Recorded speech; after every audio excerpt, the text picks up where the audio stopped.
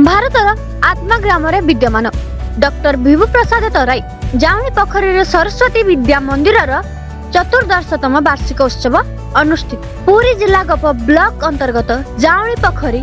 सरस्वती विद्या मंदिर रे गतकाली 14तम वार्षिक उत्सव अनुष्ठित हो जाइछि। एथिरे मुख्य अतिथि भावे जगदेई जगतसिंहपुर सांसद डॉक्टर विभु प्रसाद तराई निजर वक्तव्य कहले सरस्वती शिशु विद्या मंदिर शिक्षा पद्धति किपरि उत्तम नागरिक गठन में सहयोग करुछि और शिशु मंदिर अध्ययन छात्र छात्री माने आज प्रत्येक क्षेत्र में सफलता प्राप्ति करुछन्ति ता उल्लेख करथिले। आगामी दिन में एही अनुष्ठान भित्तिभूमि उन्नति पाई जहाँ आवश्यक हेबे से सब विचार करी जगाई दिया जिवो बोली घोषणा करथिले। मुख्य वक्ता भावे सुदर्शन मिश्र शिक्षा विकास समिति पुरी जिला प्रमुख तांक वक्तव्य शिशु विद्या मंदिर शिशु भाई भौणी माने राष्ट्र हित रे निजको किपरि शामिल करिथांती तार केतेक दृष्टांत प्रदान करथिबा बेले सम्मानित अतिथि भावे एससीआई आरटी ओडिशा भुवनेश्वर को अवसर प्राप्ति उप निर्देशक डॉक्टर संग्राम केसरी पाठशाणी शिशु को गढ़ी तोड़बारे पितामाता कर्तव्य शिशु मनोविज्ञान उपरे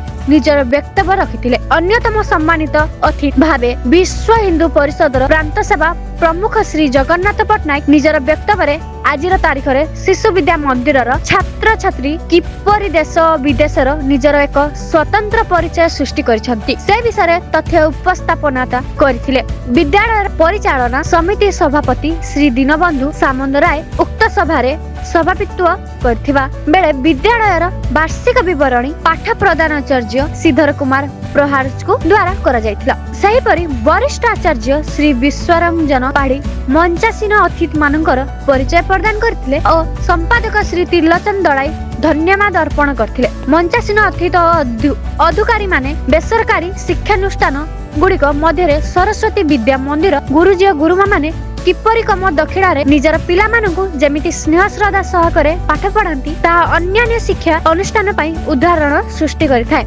एठारे अध्ययनरत शिक्षार्थी माने सदा सर्वदा निजको फिट रखुथांती जेकोसी विपद आपद आसना काहेकि सब समय रे प्रस्तुत रहंती। सेति पई तो प्रति वर्ष शिक्षा क्षेत्र रे अन्य शिक्षानुष्ठान ठारू आगरे रुहंती शिशु विद्या मंदिर छात्र छात्री माने। चलित वर्ष विभिन्न क्षेत्र रे उत्तीर्ण होइतिबा छात्र छात्री मानक सहित गणमाध्यम रे प्रतिनिधि सचिन दानंद गोचायात एवं रमेश चंद्र साहू मान्यवर सांसदों द्वारा संबोधित कर जायथिला। उक्त कार्यक्रम विभिन्न व्यक्ति विशेषों को समाजर उल्लेखनीय अवदान पाई अनुष्ठान पक्षरु मानपत्र संबोधित करा जाउथिला। परिशेष रे चित्ताकर्षक सांस्कृतिक कार्यक्रम अनुष्ठित होइथिला। मुझे श्रीधर कुमार प्रहराज प्रधान आचार्य सरस्वती शिशु विद्या मंदिर जाउनी पोखरी। आज जो वार्षिक उत्सव पालन करा तो आप वार्षिक विवरणी रखिले तो जगह थिले ना चलती स्कूल तो आज बर्तमान मंत्री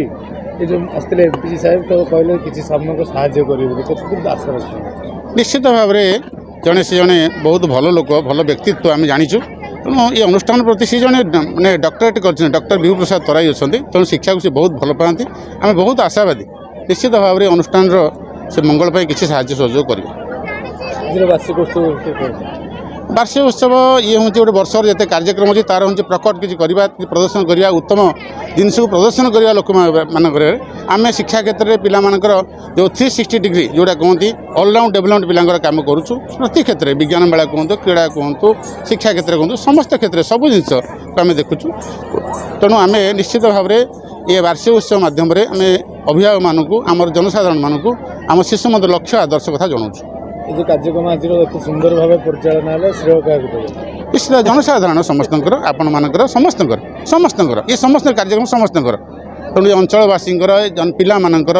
जनसाधारण आपण मैंने सामिल होता आम आपण मानक बहुत बहुत धन्यवाद दूँ। परिचय प्रदान करूँ आ शिशु मंदिर कार्यक्रम आपड़ जो टिप्पणी रखिले तो पिलामानकर भविष्य निश्चित लगे से संपर्क सामयिक सूचना डॉक्टर संग्राम केसरी पाठशाणी डेपुटी डायरेक्टर ऑफ शिक्षा निर्देशक और शिक्षा गवेषणा और प्रशिक्षण परिषद भुवनेश्वर रिटायर्ड स्टैंडर्ड एवं यही जो शिक्षा अनुष्ठान यह बहुत कष्ट सह करी गोटे भड़ा घर कर आरंभ करथिला एवं यही जो शिक्षा पिला माने पाठ पढ़ुछंती प्रकृत यार देहरे अधिक अवदान अच्छी शिक्षक शिक्षयित्री मानकर पिला जितेबाला चाहिए से तार पाठ पढ़ी पार बोली आ गोटे मेन कारण है यार नैतिक शिक्षा ये विद्यालय में ग्रहण करुच्ची केवल निज परिवार पोषण कर केवल निज बापा को सम्मान देव शिक्षक मान सम्मान देव और निज भाई बहन को एकाठी रही फैमिली अर्थ हूँ father and mother I love you हूँ फैमिली एवं से एकता भाव में जो गठन कर that is a team spirit जोटा टुगेदर एम्पावर टू अचीव मोर।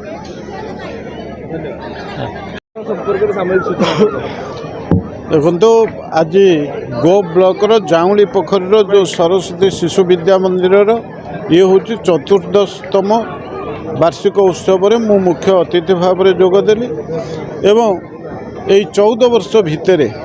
गोटे शिशु शिक्षानुष्ठान आज अनेक छात्र छात्री की मनीष भली मनीष कर प्रमुख भूमिका नहीं एवं ये स्कूल रे पाठ पढ़ुवा पिला माने से माने शिक्षा क्षेत्र में A1 पाइबा A2 पाइबारे से माने प्रमुख दायित्व नहीं एवं विभिन्न विषय वस्तु उपरे गणित हो विज्ञान हो एवं जो वृत्ति परीक्षा रे एठिकार ये स्कूल रो छात्र छात्री माने भल रिजल्ट मध्य करिसेंती क्रीड़ा क्षेत्र रे ये पिलांकर प्रदर्शन उन्नत मानर अच्छी तेणु जो गुरुजी गुरु माँ माने ये स्कूल रे पाठ पढ़ाऊँच कम दरमार पाठ पढ़ाऊले से माने निष्ठार सह आंतरिकतार सह एकाग्रतार सह सबू छात्र छात्री के निजर पिला भाविक तांकर जत्न नहीं संस्कार धर्मी शिक्षा दबारे से माने प्रमुख भूमिका नहीं तेणु जो कारण